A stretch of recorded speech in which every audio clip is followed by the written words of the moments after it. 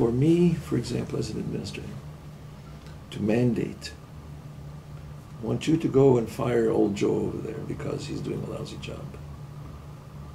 And you are the type of person who says, I don't do that. Then I have to force you to do it or fire you also. But that's no way to do it. What do I need to do to persuade you that something needs to be done about him? Fire him or move him or teach him or something.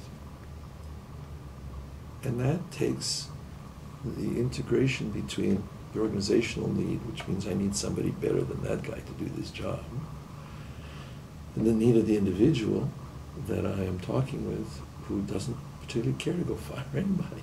It's not in his vocabulary. I'll work with him, I'll teach him, I'll train him, but I'm not going to fire him. If I do it the way I said I was going, what I would do is I would set up another confrontation between the two of us, which now brings us into conflict, and that isn't the point. The point is the problem's over there, and now the problem has shifted. And that's part of understanding. Part of it also, you know what anthropomorphism is? Yes. Okay. There's a lot of lovely, beautiful, beautiful literature on organizations as anthropomorphisms. It's just, and organizations have a life, and you can treat an organization through an anthropomorphism because it's called organization health. Just as you have health needs, an organization has health needs, and you can measure those health needs. For example, part of your health might be, happiness, things like that. Part of an organization's health is morale, which counts your happiness. And that's, I love teaching that. To me, that's just the most beautiful stuff I've ever read. I contribute a little bit to that, but not really. A lot of people smarter than I do. But I enjoyed teaching. And the reason it was so good is I was teaching here school administrators. And you could see the light bulb go on over their heads just by mentioning it and leading them through the understanding of it. You could see the light bulb go on because they said, yeah, that's right. That's what I enjoy a lot. That's a very simple way of expressing things. And I think there's a lot of things that it's easy to say a certain thing, but the proof is in when you see it happening. Well, I was watching public broadcasting one time, and they had a seminar. And at this seminar was Bill Gates and Warren Buffett. And this was at Harvard, and this were students interacting with the two of them. It was fascinating. A student got up and said to Warren Buffett, I understand, Mr. Buffett, that you don't take too long in making decisions, that sometimes some big decisions you make in 5 minutes. Can you tell us why you do that? And he said, well, you got to know that behind every 5-minute decision is 50 years of experience. I remember that. I thought that was the most brilliant line. And that's why I believe very strongly that people in administration need to go through a proper administrative training program. And that means when I was involved in administrative training, we followed the medical model of training, which meant an internship, but a full year internship, where this was at Syracuse. I ran the program. I was director of it. We would take students who were reasonably well prepared but had very limited experiences, and we'd assign that student to somebody, to a superintendent of schools that we chose. The person had to meet very strict standards of quality and leadership skills. And then we just said to the superintendent, when they agreed, they paid the intern a beginning teacher's salary. And then we did what they did in the medical schools. We did rotations. We spent a month with a principal, a month with a supervisor, a month with a supervisor, and so on. And we ran through the rotations so that And the student will get a feel for what does the whole organization look like. If we train somebody to be a school principal and teach them only what it is to be a principal of this particular building, they will fail. They have to see how the whole thing fits together.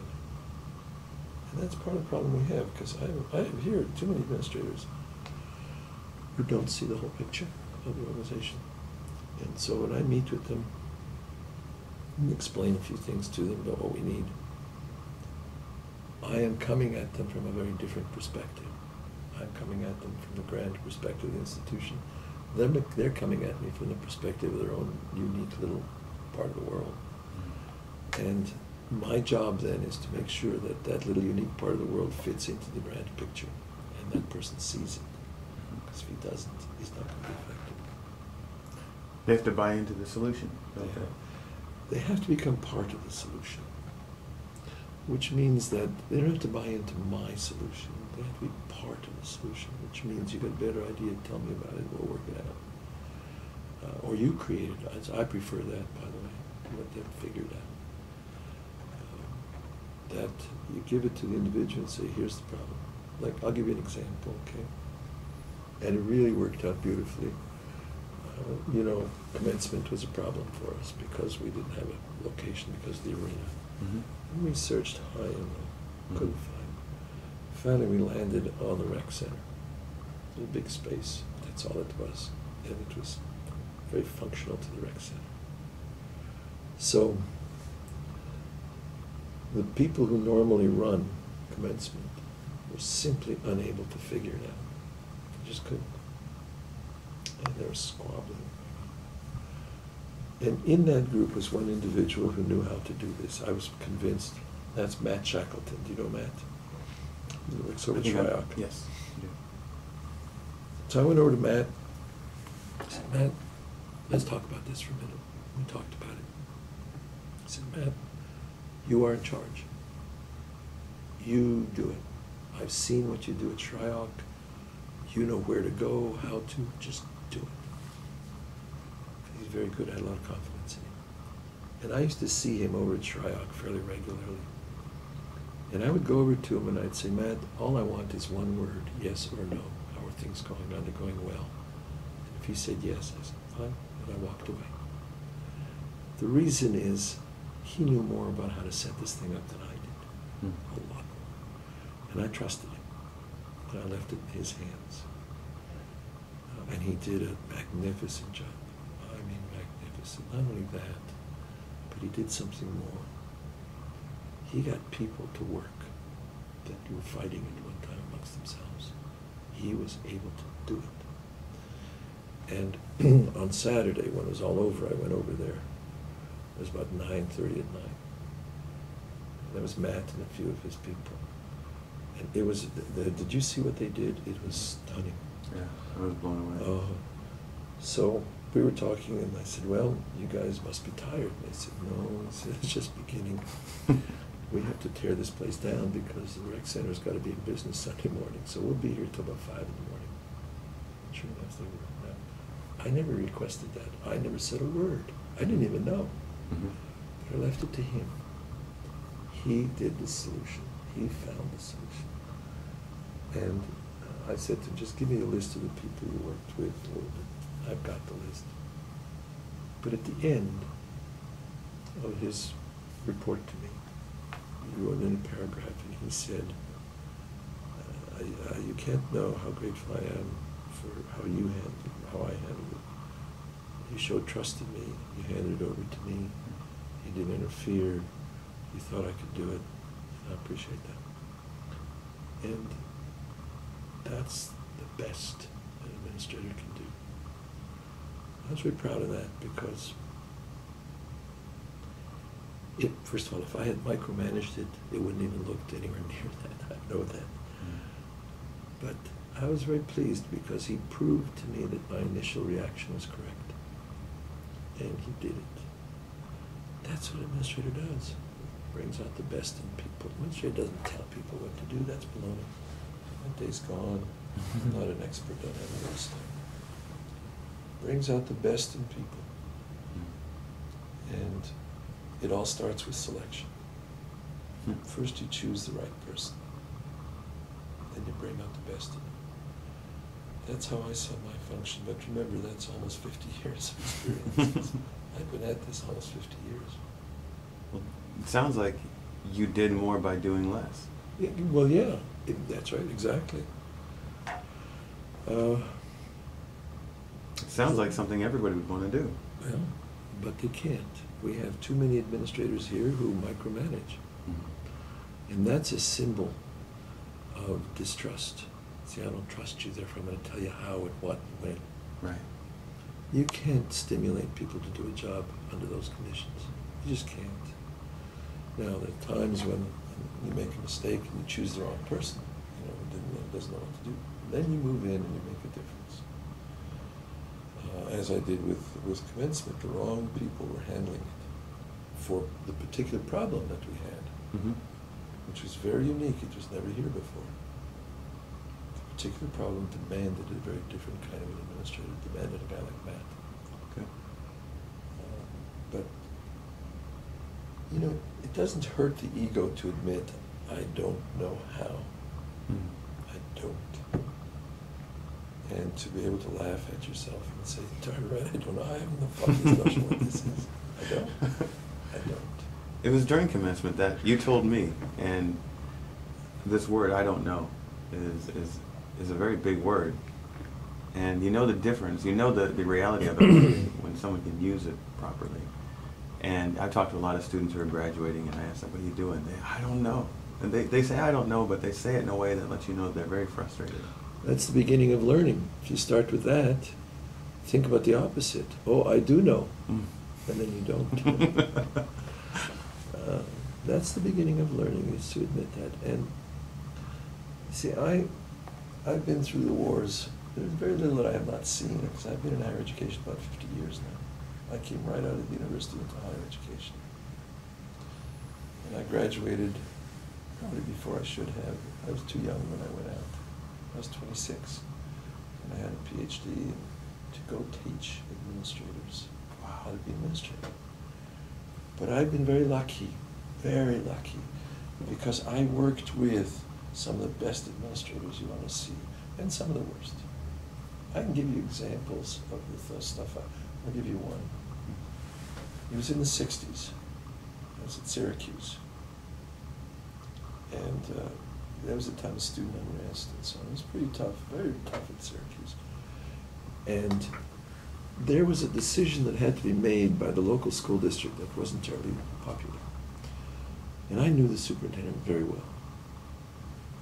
And we were talking about it in a group, and the idea came up, well, you're going to have police there, because it's going to be a mass meeting. And you're going to need a lot of security, a lot of police, and so on. In the interim, we had a mayor in Syracuse who really was stupid. He had police on horses wandering about it, and that just made things worse. So I was curious as to how this guy was going to pull it off, because this could be a very large crowd. I go in there, he had fire marshals in uniform. And what happened was, whenever a little group got together, it looked like they were getting hot and bothered, a fire marshal went over to him and said, sir, you're blocking an exit and you really shouldn't be doing that. And they'd say, oh, yes, sir, excuse me, and they would move over. They broke the tension in that room. There was a difference between a police officer and a fire marshal. The people respected the fire marshal very differently from the way they respected the police officer. And the meeting went very well. Simply because he had these guys there in uniform, fire marshals, obviously they were fire marshals. And people listened to them, and they respected them. And I was in awe of how he pulled this off. Contrast with the mayor, who had cops on horseback, walking, going in between the middle of the crowd. It was stupid. Those are the people I was really fortunate to be with. And that's why when I would get some of these fledgling administrators, I tell them, go find somebody. Find a model. Work with that model for a while. That's the best learning you're going to get. Finding a model. following it. Yeah. That's the best learning you're going to get. You also said something about listening. Hearing. Yeah. There's a difference. I tell our people here, I have a very good assistant. And he was going to go to a meeting that was very tense. And I told him, I want you to watch so-and-so. In particular, and watch the body language of that person and tell me what your reaction is. Because this person was crucial. But the person didn't talk very much, but you could tell by the body language. Mm. He came back and he told me about the body language of the individual. And from that I began, I could see some things that we had to do. Fidgeted, whenever they were uncomfortable, they didn't have the amount of information. Mm. That's part of listening, that's part of hearing, is to look at the nonverbal communication. People will not speak up. Sometimes they say stupid things that they don't really mean. You have to learn to ignore them. Mm. Basically, watch the body language, because that'll give them a way as to how they function. But it takes a lot of training to be able to read body language. There's a lot of literature called the silent language. Okay. It takes a lot to be able to read that. I used to be a sensitivity trainer. Do you know what that is? What sensitivity training is? I know some versions. You know what touchy-feely stuff is? That's what this is. I used to do that. Sure. And that's where you learned to be able to observe body language. And that's the job of a trainer, is to watch the group. And then have the proper interventions, which is another thing, to know what to do and what to say. And what not to do. You said something about people will say stupid things, and you have to ignore that. Mm-hmm. It sounds like you have to have compassion for even the wrong thing that was said. You have to, but you also have to learn what to do with the person who says a stupid thing. I'll give you another example. I was doing this sensitivity training lab for executives, corporate executives. And we were pretty hot and heavy, and one guy lost his temper, and he got up and he walked out, which left a lot of uncomfortable feelings in that room, about 8 or 10 of us. And so now the question is, what to do? Well, if you're a trainer and you are trained, you ask a different kind of question. The different question is, what do we have to do to be able to bring you back into this group? What does he have to do to come back? Otherwise we've lost him. Mm-hmm. And so we began to talk about that. What do we do now that he's gone? And oh, let him go, he's stupid. No, he's a part of the group. How do you bring him back in again? Without punishing him, or he's losing face, or whatever. And that leads to a lot of good learning. Because that happens. People have tempers, they just immediately slam down and walk out. Mm-hmm. And the question is, how do you bring them back? You have to let go of the reaction and move on to what the next actual step is. But it's also a group issue. It's not my job as the trainer to go get him. Gotcha. See, that's the initial reaction, is the leader of the team goes out and, come on, George, come on back in, it's okay. That's not helpful. Mm. What is helpful, and it takes a lot of willpower to just sit there and not do anything. Mm-hmm. Which I didn't, because you learn as a trainer that you don't do that. You don't intervene that way. You let others work out the problem. So the question was, how do you get him back in here, guys? Yeah, one way is you could send me out there to talk him into it. That won't work. Besides, I'm not going to go. Now what are you going to do? So it was good, but that's to observe behavior. Mm-hmm. So there's so much involved with being an administrator. That's why I enjoy it so much, because I am a student of administration, so I can watch what happens, I can see what happens, and I can do my own analytic work as it's going on. Mm-hmm. I'm a student of nonviolent communication, compassionate communication, and Suzanne Doughton here at the Communications Building teaches it, and introduced me to it a few years ago. And it's a wonderful discipline that really What is it? fosters. It was started in the intention of, as Gandhi's grandson describes, Gandhi's grandson was sent at 9 years old to India to spend time with his old grandfather, Gandhi. And he was unhappy about it because he had lots of plans, of course, being a 9-year-old for the summertime. But he had to do this for his parents. So he was sent over there, and Gandhi put him in a room and said, on this wall of this room, write down all the things that have ever happened to you that were violent. And on this wall, write down all the things that were said to you that made you inspire violence in you. Well, of course, he had a wall full of things that were words. Mm-hmm. And actual violence, he had a very short list. And Gandhi said, now we talk about nonviolence, here, but can you see that? How can we stop the fire when the fuel is running rampant? Yeah. Yes. I think that's right. That's very wise. Mm. Sure. It's, human behavior translated into administration is both a science and an art. We can teach the science. That's what I used to do. Mm-hmm. But the art is a very difficult thing to teach. You have to be willing to observe and invest, say, in me if I am the model. Mm-hmm. And if you're not willing, there's nothing I can do. And that's part of it. That's why I really preach as heavily as I can. Find a role model and go do it. That's where I have gained a lot. I was at the University of Chicago, which I love dearly.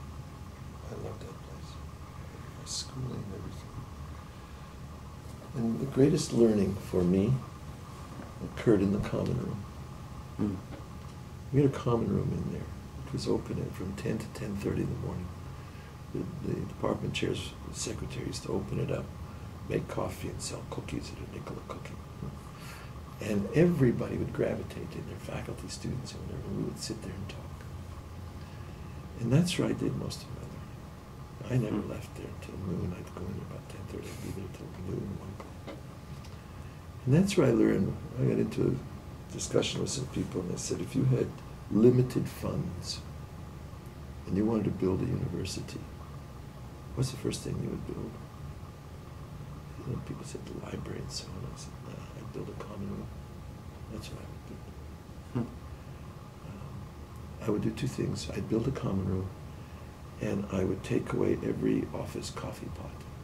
I would not allow a coffee pot in any office.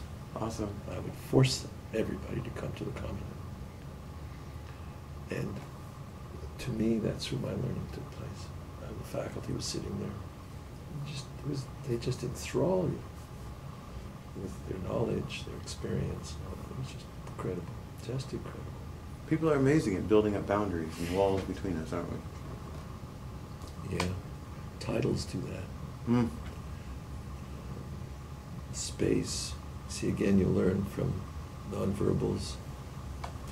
If I sat here and you sat there, you can see it, can't you? Yeah. Mm-hmm.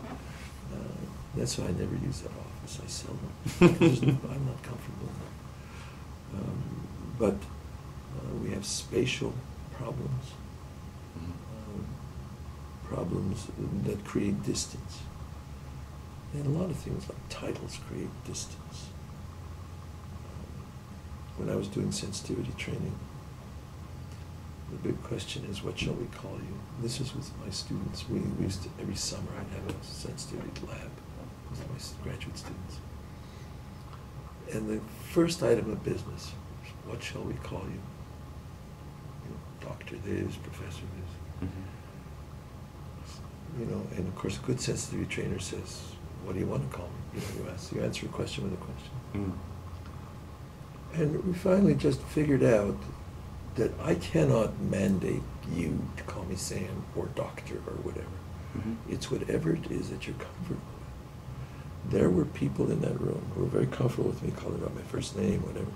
But there were people in that room who were brought up to respect education or titles or so on, and they just wouldn't do it. They wouldn't do it. So for me to mandate it is silly. Whatever you feel comfortable with, it's okay with me. I don't mind. Well, that was, for me, I spent a lot of time learning the science of administration. And then when I became a sensitivity trainer, I learned a great deal about the art of administration. And you have to have both. It sounds really well balanced. Oh. I don't. Is this why you're here? Because I can talk all day long. I'm here to hear. Okay. And we really haven't ever gotten off the subject of institution. Well, I'd like to talk about the difference between institution and make it what I think a lot of people have a problem with the word institution. And they say this institution, we can't do this because we're in this institution. We can't. But there's a difference, I believe, between bureaucracy and institution. And the idea of institution and the idea of building institution, building something greater than ourselves and passing it on, it puts us in the perspective to see things greater than just ourselves. institutions are man-made objects, and therefore they have every weakness that man can ever create. A university is organized according to the convenience of administrators, no other reason. I can't give you the rationale, for instance, as to why the certain departments are in the College of Science. I have no idea. Some of them probably don't even belong there. Or liberal arts, or agriculture, for instance. They're there for mostly administrative convenience. It really doesn't matter. It doesn't matter. An institution has some legalese. That's about it. You know, they got charters. They got all kinds of mandates in terms of laws and statutes and so on. But if a good institution just keeps those to a minimum, and lets the people work it out amongst themselves. The University of Chicago, for example, didn't have departments, they had committees. There was the Committee on Social Sciences, and they'd go for a while, and then they'd reconstruct and rebuild themselves into another committee. Because they were in a quick response mode, they could do it. That's the genius of the community colleges, by the way. The community colleges can respond on a dime. We can't in a century respond the way they do. Okay. We can't. Community colleges sense a need they need drivers of 18-wheelers. Well, they can hear about it on Friday. By Monday, the program is up and running. Mm-hmm. We would set up such a complicated mechanism that by the time we got it done, there'd be no need for them anymore. That's true. But that's universities, and that's not a negative necessarily. That keeps us. We are accountable for the transmission of our culture. People look at the universities as places of innovation, and they are. But in the main, they are the stabilizing element of a society. Here's where you learn about Plato. Who cares? I'd rather learn about Bill Gates. But no, Bill Gates did good stuff. But Plato set the standards or the parameters for how societies function. A big difference. And that's why we would teach Plato and not Bill Gates. And that's our function. Now, unfortunately, they make us do things that we probably shouldn't be doing. And that's okay, except we let them dominate. We let those things become too dominant. We are not a vocational school. Universities are not vocational schools, and I will not apologize for Or, here's another one, and I catch heat for this. We have a retention rate that is lower than the national average. And I say to people, I will not apologize for that. The reason I will not apologize for that is because you've got to see who we admit. We're willing to take high-risk students. We know they're not going to make it. Some of them will. And we'll try to help all of them, but we can't. So we build in the problem of retention from the very beginning. It's like a research project that was once done on which hospitals have the highest mortality rates. And there are some that do, and there are some that are very low. Until they looked into it, those with very low mortality rates did not take in patients who were near death. They just took only the healthy patients.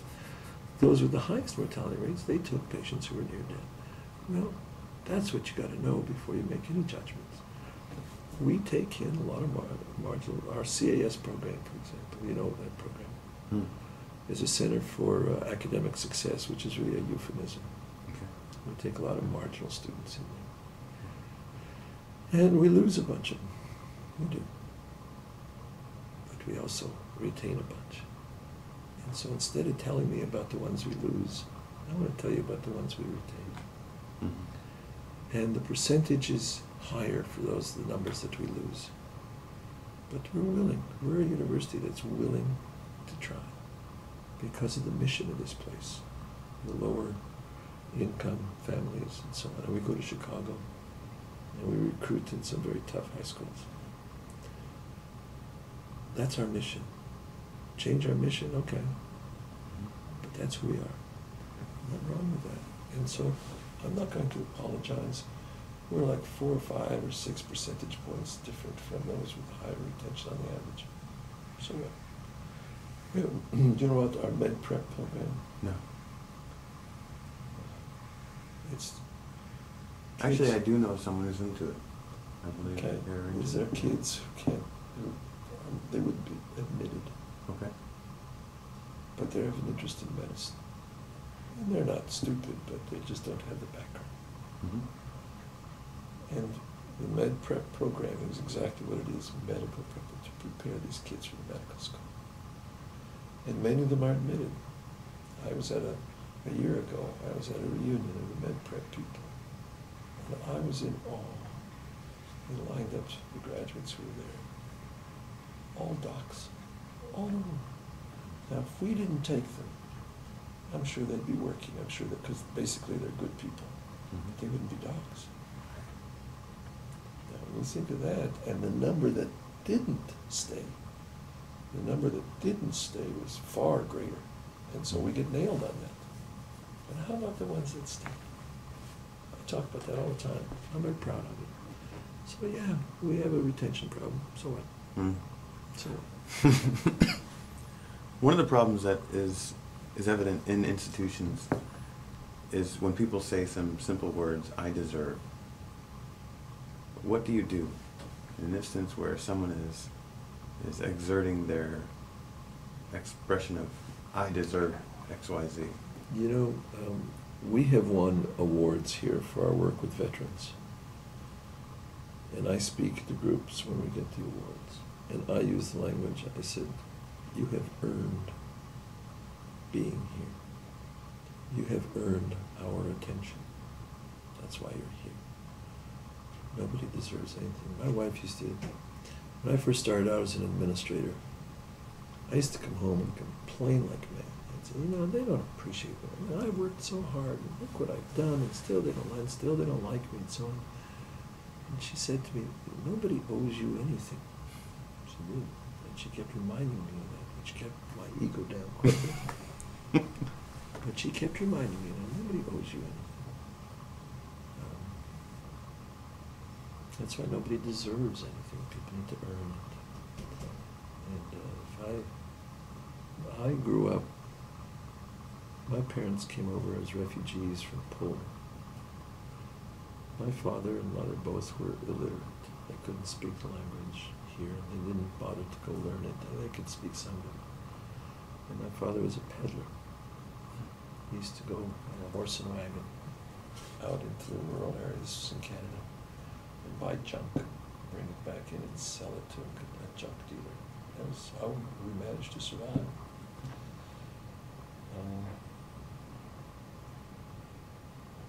He later became a cattle buyer. What he would do is he bought a truck, and he went into the farms to the farmers and buy cows and bring them to market. And he would take me with him. As a young boy, he would take me with him. And every time I went with him, it was a teachable moment for him. He didn't know what a teachable moment was, but it was a teachable moment because he made me do stuff I hated. And he said, okay, now you know, he said, you can do this or you go to school. Which one do you want? That's what he said. And so I learned the value of education and the importance of it. And I mean this respectfully. Both of them are quite illiterate. But they had a sense of values that was just, it was more than teaching me anything else, was the sense of values that they had. And I learned a lot in that. My mother used to send me out to do things for other families, and I'd say, why me? They got kids, let them do it. And she said, it's because it's the right thing to do. That's why. And that's it. No other reason. It's the right thing to do. So we teach values. And on this campus, each of us teaches values by our behavior, by the things we say and do. I am appalled at the behavior of some of our people. You have to rank it up to stupidity or whatever, but I am appalled by some. But we're a very large group, so when you think about just a comparison of numbers, it's very few, so it's okay. But I'm appalled at the judgments that some people make. And it has, in my judgment, it has to do, they don't have a, do you know what the German word Weltanschauung means? No. Weltanschauung means like a world, a philosophy of the world, broad-based world. Perspective. Yeah, and they don't have it. They just don't have it. Do they not see that they have control? They don't have power? Do they think that their actions won't really matter? What they think, though, is unfortunately they think they do have power. Okay. And they take advantage of it because the power invested in them by the position they hold. I see. I'm a faculty member. By God, remember that. Mm. That's the power. When we talk about sexual harassment, the power that a professor has over a student is enormous. Mm. Just enormous. And sometimes they don't see it. And unconsciously, they will enact that power, not even knowing it. And that's a major source of our sexual harassment issues, is that power relationship. Mm. And so there's so much that we do here. There's so much that we need to do. I speak at SOAR, and I mention this to the parents, that we are grateful that they have entrusted their kids into our hands. And they do. They really do. And so it's like a sacred trust. Not only that they learn, but that you take care of them. I'm not,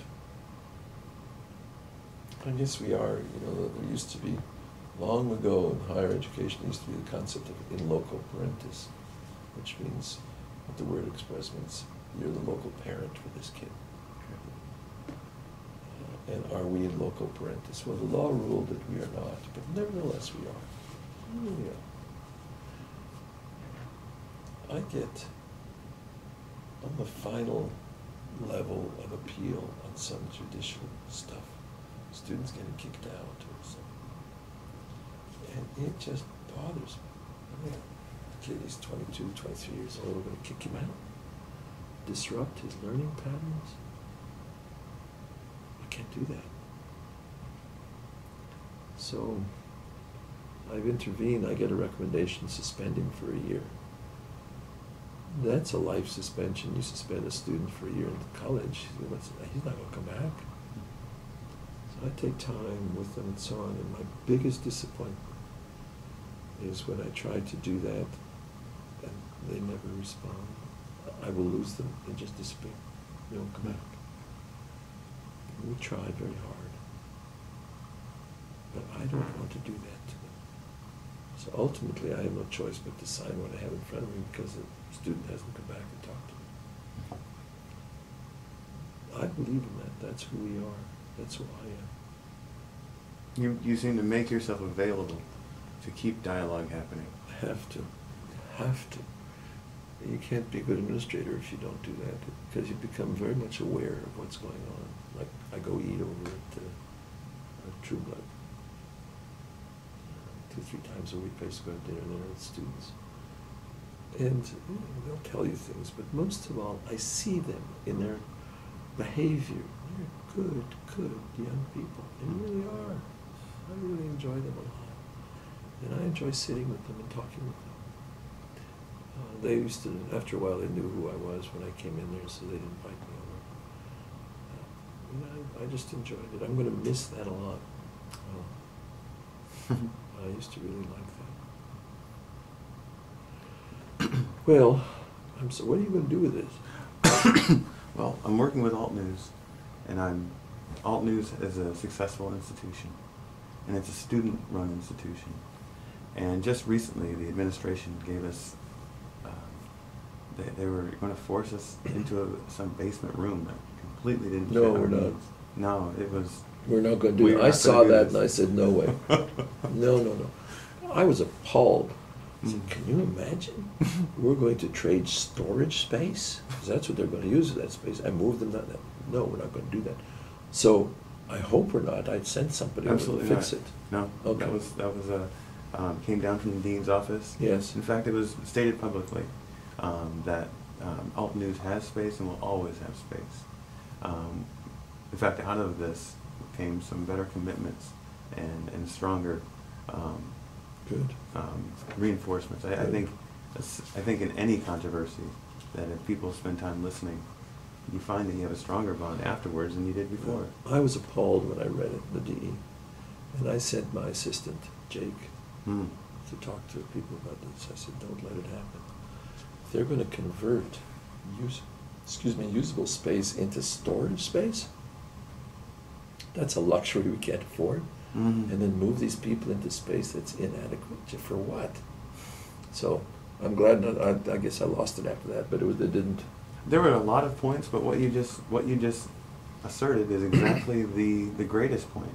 We have a space and we have a thing that's happening in our group where people will sit down at workstations with computers and we'll work together and we'll collaborate and we'll look over each other's shoulder and talk. You don't do that in a laboratory, in a lab environment with lots and lots of computers. You don't do that in spaces because we don't have this common space. And that's the one thing that we have that's absolutely precious to Alt News, is that common space. And I'm very happy that you're sensitive to that and you recognize the... Jake went over, because I was appalled when I saw that. I said, we're not going to let that happen. So where are you? Were you left alone? We're exactly where we were. I'm glad.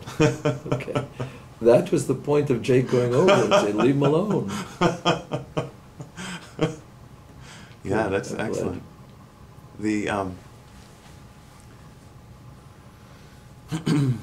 But the idea of institution and how students have come together to build something that is passed on, it's actually a really precious thing to have two people that are in lead of this group of people that is then responsible for helping a group of other people create their stories and put it together in this organic thing that has only just found its own space inside of SIU. Yeah. Because before we had this little loft, Yep. and now we've actually got legitimate space. And duly rewarded and recognized. All the Emmys, whatever that you want. I think that's great. There's a great line somebody said, I did not, I forgot who it was, who said, each of us is a hinge of history. We inherit and we bequeath, which means somebody left something for me, and now I'm going to leave something for somebody else. And the hope is you leave a little better. That's all. Yeah. But that's the dynamic, and that's the evolution of a society. It's the society where there's no inheriting and bequeathing, where that just dies. And the same with an institution. When I leave I hope that I will leave something here better than what I found it. And that's no criticism of the individual reformer, because my successor is going to find plenty to do and make it better than when they found it. That's the dynamics of a society. That's how a society becomes dynamic. And that's where I can hear that idea of not being too attached, personally attached to these titles. Yeah. Because unfortunately we have these titles, and we have to work within them. But how can we inspire the kind of leadership between each other as students, even, to foster the right kind of leadership? How can we be sensitive to the wrong kinds of things and keep that perspective? What I've seen of great leaders is that they always have that perspective of this is bigger than me. Yes, but they also have a perspective, the word you used, that governs what they do. I am very predictable. I am predictable because everybody knows my perspective on what's going on. And that's what a good administrator has to be. They've got to be predictable so that people then can go do their thing knowing full well that it's within the perspective that I have and I'll be okay with it. Excellent. And I am predictable, and I know that. And that's fine, because I live according to a perspective, and I lead, I'm an administrator according to certain perspectives. And that's as it should be. Values. It's values, it's a mix of values, beliefs, experience, obligations, feeling of obligation. I have a great feeling of obligation to our students. I really do. And it hurts me when a student leaves here and has not been successful. And I know I pick them up, I get reports. And that bothers me no end. It really does. And that's a flaw that I have, because I feel that as though it's partially my failure. And so that's why it bothers me. Somehow we should have done better. I hate to see students leave here without, but then again, I see students say, it's not out yet, so you can't repeat this, but we once again put 3 people on USA Today scholars. Awesome. When does it come out? The USA Today edition in June. We've got a June or 9th or something.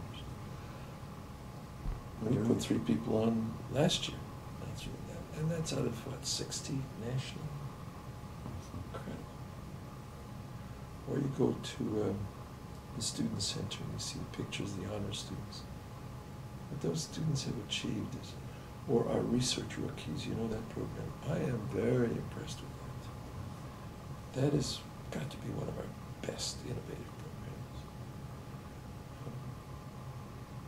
And the students in there are just superb.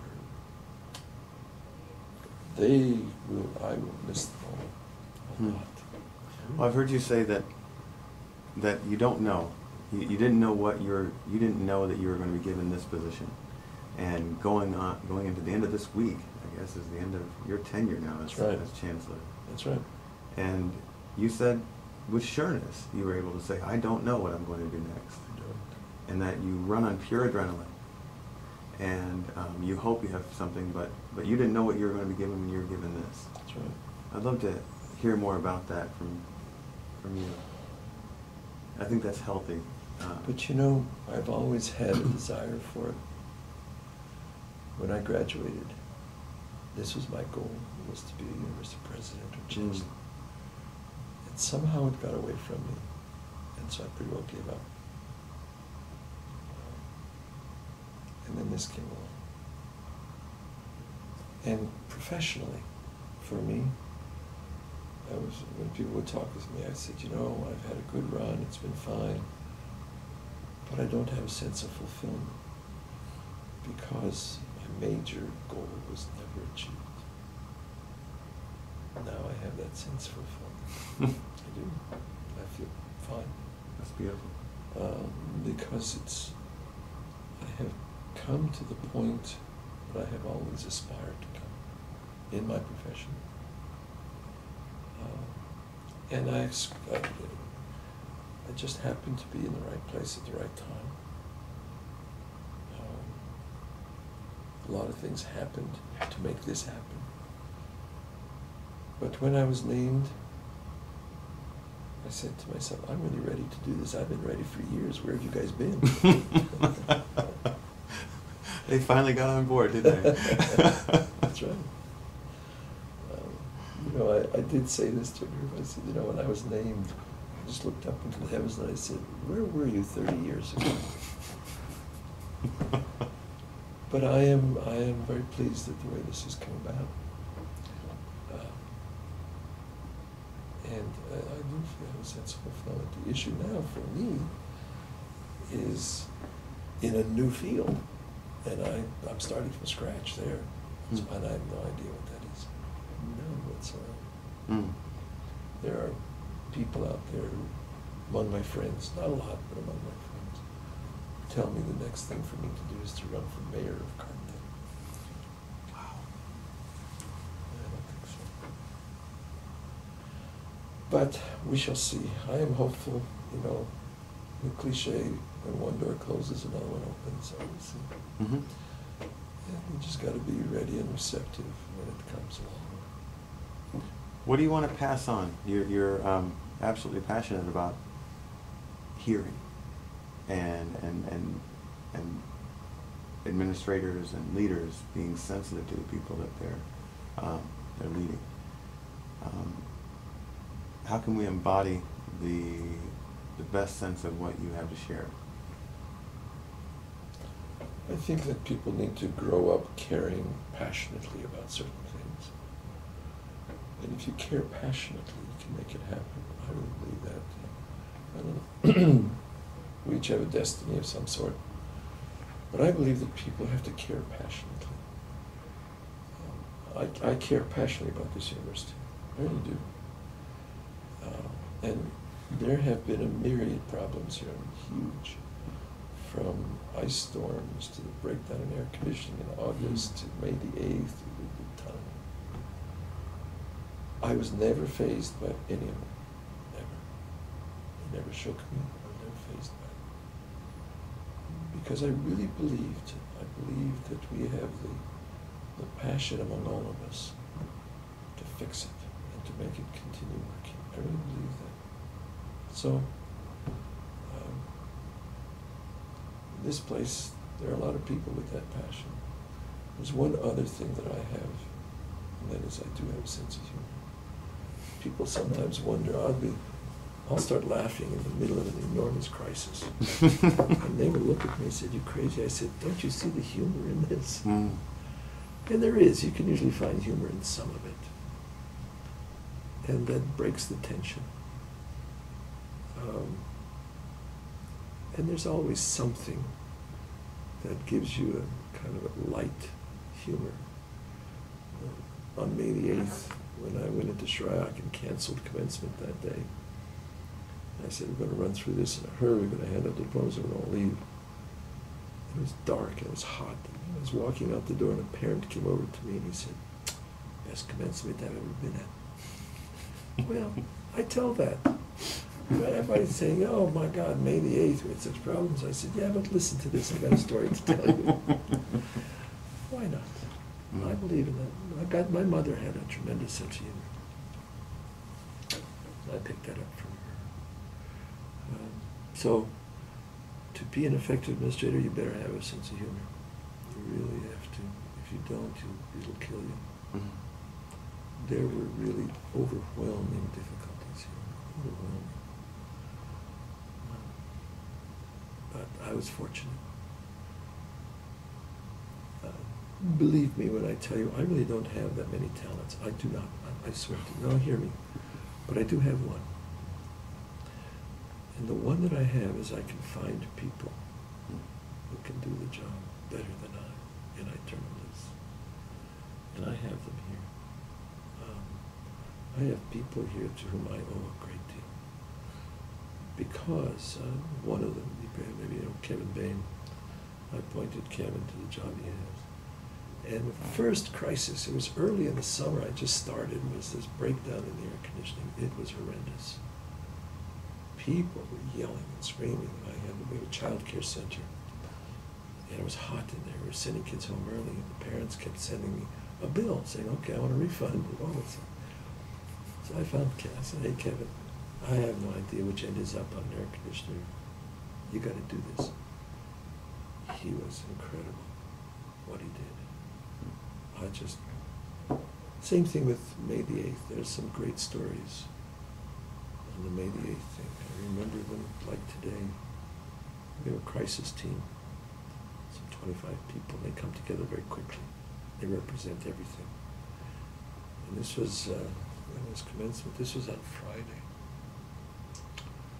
And we were going through a lot of issues, and the question came up, should we have canceled commencement for Saturday? And people did some studies, and they went out and said, look, there are no motels, there's no motel space, there's no restaurant, there are no gas stations, the trees are lined all over the streets, people can't get here, let's cancel. It was obvious that we had to cancel. And we were talking and talking and talking, and finally somebody said, wait a minute. There are parents who've invested in their kids, and my God, they want to watch those kids walk across the stage, and we owe it to them. And all of us just stopped. We just stopped. After that line, it was clear what we had to do. There was no doubt. And this was late afternoon, early evening. It was getting dark. And we all said, okay, we'll have commencement, and we'll have it over to McAndrew. Well, everybody just stood up and left. They said, okay, we have things to do, and they just went. And they went about it doing it. 180 degrees from before the one stage. And they went into McAndrew with flashlights. They all had flashlights. And they set up McAndrew for the commencement. And it just went off beautifully. Parents were so grateful. It was a truly great moment. Now, as Chancellor, I get some credit for the leadership. But I didn't do anything. I didn't. And these guys went out, they just stood up and said, we'll take care of it. And they did it. And then, we fed, close to 7,000 people. We gave them all lunch. Housing came, because, they had a lot of excess food that was going to spoil. So they brought out the barbecues, and they set up over at one of the dorms. And everybody, the city people came in, and the students, the utility company was here. We put up 450 of them. And we all came together. The people that worked with me were just superb. They did it. There's no question. So that is one talent that I do have. I think I can find the right people to do the right job. And the second talent is just get out of their way. And I do that. I did that with Matt when he did the commencement over at the rec center. I was very lucky. I really was. So yeah, I'll admit to that. I know people who are very talented, very able, and they get the work done. I don't. I do it. And I admit it. I have trouble changing a light bulb. I really do. If it was left to me, my God, the whole town would be dark. It would be. But it doesn't bother me, by the way. I have a sense of humor about my own inabilities. It doesn't bother me. That's a good perspective to have. Yeah, I don't worry about it. I get lost very quickly. They know that. Julie, who is a gem of all gems, Julie knows I get lost, even on campus. Okay. So if I'm going somewhere, she brings out the map and she says, "Now look, here's where you are, and here's where you have to be, and here's how to get there." Okay. And then when I get anywhere near it, she also calls ahead. She said, "Look, you really better have somebody outside waiting for him to look for him." She always does that. And sure enough, there'd be somebody waiting out there, and I'd spot him, then I'd know where to go. And because I get lost very quickly. I easily get lost. I have no sense of direction. I have none of that. But I've had people... You've gotten by, haven't you? Yeah, they take it in stride. They do. They say, okay, it's okay. You know, they say a 747 is off track 99% of the time between New York and London, but yet it still lands pretty much on time in London. Really? Even though the whole entire time it's off, it's off course and going the wrong direction. That's me. I have a rule. I get invited to somebody's house, and I drive there, and if my front wheels go off pavement, I turn around and go home. I will get lost. The minute I get onto a dirt road, I'm done. I get lost. So people know, they come and get me, or they meet me somewhere and they say, follow me. I really have a terrible sense of direction. Have you made peace with a GPS unit? I don't have one, no. Oh. Come on, I barely know how to use my cell phone. Barely. I have absolutely no interest in that. I have a computer. It's a Mac Laptop Pro, whatever it's called. And I probably use 1% of its capabilities. That's all. I don't use anything. And even then I have problems with that 1%. Well, do you use it to communicate? Emails. There And you I go. read the Tribune, the New York Times, and those things. But I don't know that other stuff. And I don't want to bother to learn it. It's not part of No, what it that's takes to not do part- what you do, is it? Not part of my life, and I don't really care. Yours is the human level, Yeah, isn't it? I relate to people most of all, the work that I do. I'll go back, for example, to the hospitals where I'm a chaplain. I volunteer at 5 different hospitals and at the boot camp. Do you know the boot camp out in Murfreesboro? Yeah, I do. That's where I'm a chaplain at the boot camp. At least I was before I took this job. I'll go back to it because I didn't have time when I took this job. But next week I'll probably go back to it. Go back to the boot camp and to the hospitals. So you're around transformation all the time, aren't you? Human Always. transformation. Always. Always. Yep. And you can tell by the way I'm talking here is that basically at heart I'm a teacher. Yeah. I try to teach whatever I can. Yeah. And you do so through stories. I've lived a long time. I've been very fortunate. I've seen a lot. When I first started in this job, I met with the deans. And I said to them, guys, you know I've been a dean. I've been a dean, I've been this. So I've probably done everything that you have tried, so please don't try anything on me that you think you get past because I'll see it quickly.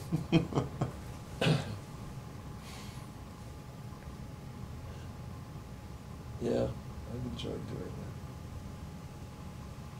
Well, it's going to be a hot day today. It is. I'd like to maybe end on how can we get even these small institutions like Alt News, these little groups of bands of students, how important it is. It's become vitally important to the students at Alt News to explore new technologies and to take ownership of things in such a way that this isn't part of our coursework. This is extracurricular work. And to that, it's a great learning institution within the institution. How important is that to us to see the significance of every little thing that we do? How can you share with us anything that could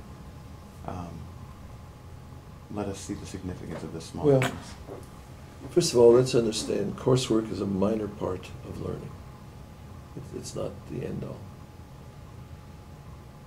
But also remember that Alt News is a window to this university. It really is. And it is a window to outside the university, as, for example, when you win the national and regional. But most of all, Alt News is the individuals who put it together and what happens to them when it's all over. I don't know if the people at Alt News take time to follow up and track the Alt News people over the years and see where they are, what they're doing. Oh, we're very connected to our alumni. Okay. Yeah. and where are they and what are they doing. That's the key. As far as the institution is concerned, it serves a very tiny little niche somewhere. But it doesn't matter. You know, it serves that niche. And it does, in addition to the learnings that it provides a window through which people can see the university and also through which we look outside. I say that to athletics in many ways because they are a window by which people look at us. And when you think about it, they do. They look at the one-loss column. Did the Salukis do this? Did they do that? And it affects and influences everybody's relationship to us, everybody who follows sports. The same thing, any opportunity like either WSIU or Alt News, DE, affects how people perceive us, affects how people will look at us, and it affects the longer term when students leave us and they go into the profession or whatever profession they go into. That background, in many ways, influences how people will look at us. And that's important, just as any degree does. You get an MBA from SIU, well, that means something. You worked at Alt News, or you worked at the DE, or you worked at WSIU, it means something. I had a project when we had a manual axe here, and I wanted to create a TV commercial. Jen Thompson, you know Jan? Yes. She helped me. She was perfect. She really put it together. Her students put it together. It was excellent. So I took it to Channel 3. And I know them over there, and I was kind of going to con them into giving me a public service announcement. And they said, look, we don't have time. We'll give it to you, but you know, we're going to have to break it down. We'll have to cut. We're going to have to splice and bring it down to 30 seconds and so on. I said, well, just look at it. Well, that work had already been done. And I remember it was Bonnie Wheeler was sitting there, and she looked at me, she said, who are these people that did this? I want to hire them. That's what she said to me. So they ran them. But the beautiful part of it was the quality of the work that went out from our people. It was recognized by the professionals in the field, like Bonnie. That's part of the window. And it helps us every day here, every day. With that. So Alt News helps us every day. I'm sure it has a following. People watch it. And that following, you know, they become pretty fanatic about what they see. Same with WSIU. And I think that that's important. So that helps us a lot. We have to serve that people, those whoever our audience is. It's our responsibility to serve them, isn't it? Yes, indeed. Yes, indeed. But it's, and from an administrative perspective around here, it's your duty to make sure that you impress them out there that we're a good place. They've got to come away saying, you know, SIU is a good place. Look at what it produces. That's very important. So everybody around here has a role to play like that. Everybody. Every unit on this campus is a major ambassador for us. Everyone. Alt News in particular, because of what is done through Alt News. So, yeah, there's a lot it does for us. Awesome. I think that's great. I think this has been really successful for me. Well, to hear what I'm glad. I don't know what you're going to do with this, but good luck.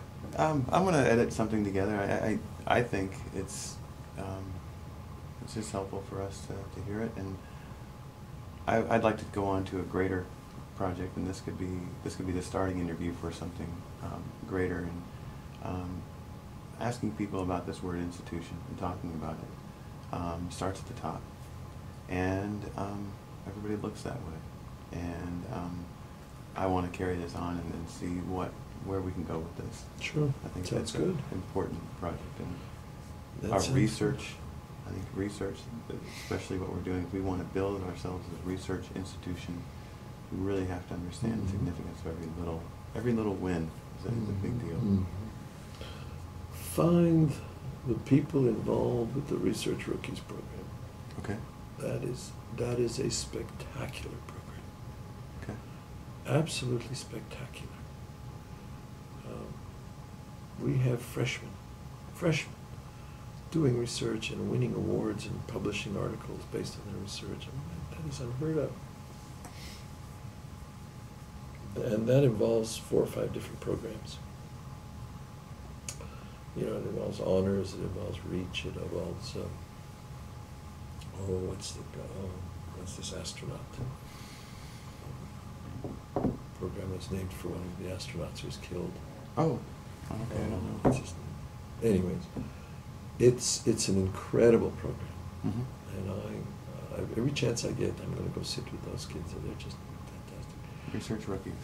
The Research Rookies. And there's a lot of publications you can get to other graduate schools. Just call the graduate school and have them send you the publications that describe the Research Rookies program. Okay. They've got some beautiful stuff. Excellent. And it's a thing to be most proud of. You don't see this at many universities, you just don't.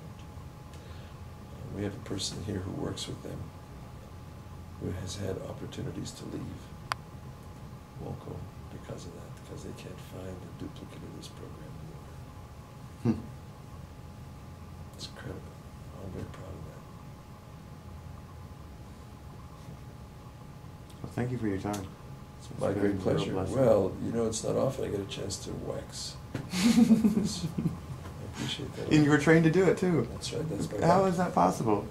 I don't know. Nobody wants to listen to me. That's why. No one wants to theorize. Not anymore. But this is the best thing we can do. Yeah. Well, thank you thanks so for coming much. by. Yeah. And that's a wrap.